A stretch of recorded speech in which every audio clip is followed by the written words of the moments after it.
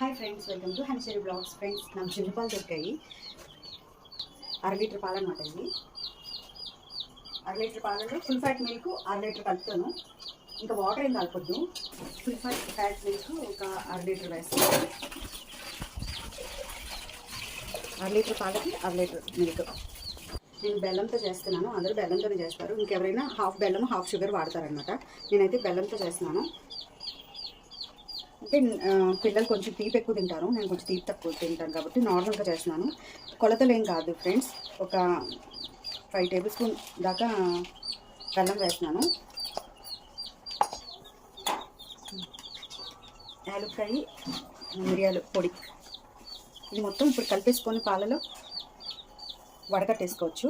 మనకి ఈ పైన ఈ పిప్పి కూడా వద్దు అనుకుంటే వడకట్టేసుకున్నాము, అది సరిపోతుంది.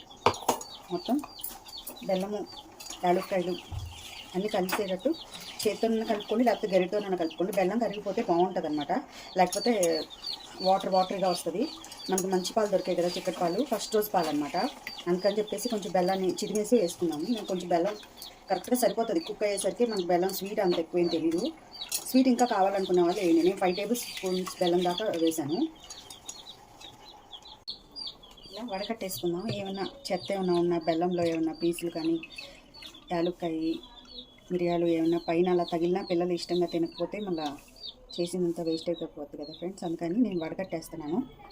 వడకట్టేసిన తర్వాత ఎంత వేస్ట్ వస్తుందో చూడండి.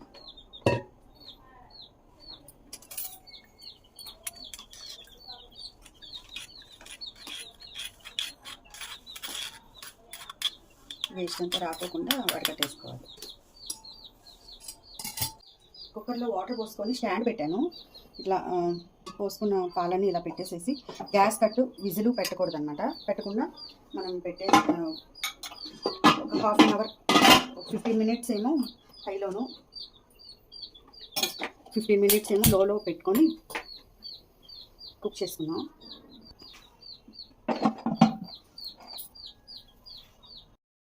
ఫ్రెండ్స్, ఒక హాఫ్ అన్ అవర్కి అయితే జున్ను ఇలా కుక్ అయిపోయింది అనమాట. వేడి మీద ఉంది కదా, కొంచెం గట్టిగా ఉంది.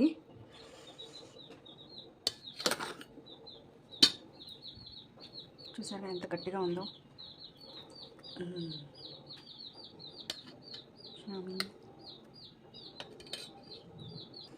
వేడి జున్ను రెడీ.